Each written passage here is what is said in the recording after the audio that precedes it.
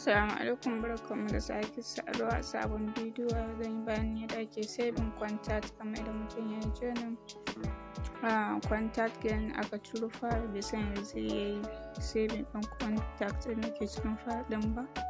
To shi ne ga waɗanda ba su san yadda ake saving contact ɗin ba ko ta amfani da file ɗin, kamar da kuke gani yanzu ya yi downloading directly. Idan da kin taɓa wannan da kin taɓa shi file ɗin da aka taɓa zai downloading. Idan an yi downloading zai kuma kamar haka, ya baki wannan alamar arrow na sharing. To idan ya buɗe za ki taɓa shi file ɗin, idan kika taɓa zai nuna miki option kamar haka cewa daga wani app kike so ki amfani ki saving ɗin. Idan kika yi selecting duk wanda kike so, wannan da kuka ya zaɓa na saman alama ne na phone contact cewa direct zuwa cikin waya suka yi.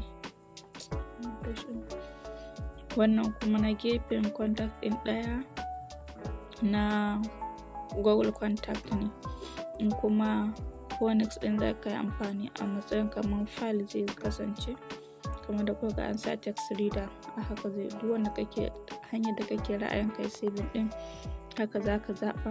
Kamar da kuke gani na fi so ya je direct zuwa Gmail account ɗin, sai na zaɓi Google contact na zaɓa. Kamar da kuke gani ga account ɗin da nake da suna a Google gaba ɗaya, sai in zaɓi wanda nake so su kasance a ciki, ko kuma ƙarshe ga yanan sun sa device in a cikin waya kake so ya kasance, in kuma wani account kike so ki sanya kike so ki adin yanzu sai ki adin ɗin shi. Kamar da kuke gani ga wanda nake so in yi saving contact ɗin a ciki, wannan na farkon mai 78 za ki ga a nan sama yana downloading, gashi nan yana important. Da ya gama gaba ɗaya zai rubuta cewa ya gama, kuma yadda kuke gani gashi nan ya nuna download completed. Kenan contact ɗinki sun shiga inda kika zaɓa. Fatan mun fahimta.